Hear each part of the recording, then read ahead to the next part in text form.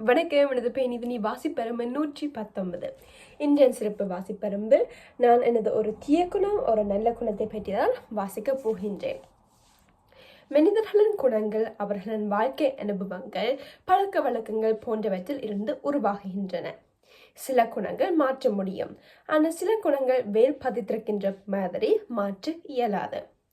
அந்த வகையில் எனது மாற்ற முடியாத குணங்களில் ஒரு தீய குணம் நேரத்தை சரியாக கடைபிடிப்பதில்லை என்பதாகும். எல்லாவற்றையும் பிற்போடுவேன். இப்போதே செய்யலாம், ஆனால் கொஞ்ச நேரம் இருக்குதே என்று எண்ணி கடைசி நேரத்தில் தான் செய்வேன். வேலைகள் தள்ளி போடுவது சாதாரணமாக நடக்கும். சில நேரங்களில் இந்த பழக்கம் எனக்கே கோபத்தை உண்டாக்கும். சில தடவைகள் வேலைகள் நேரத்துக்கு முடித்தாலும் அதிக வேலைகளில் பிற்போடுவதுதான் வழக்கம். எனது ஒரு நல்ல குணம் எப்போதும் உதவிக்கரம் நீட்டுவது மற்றும் மகிழ்ச்சியான முகத்துடன் இருப்பது ஆகும். முடிந்தவரையில் நான் எப்பொழுதும் சிரித்த முகத்துடன் தான் இருப்பேன். யாரெனும் உதவி கேட்டால் தயங்காமல் உதவி செய்வேன்.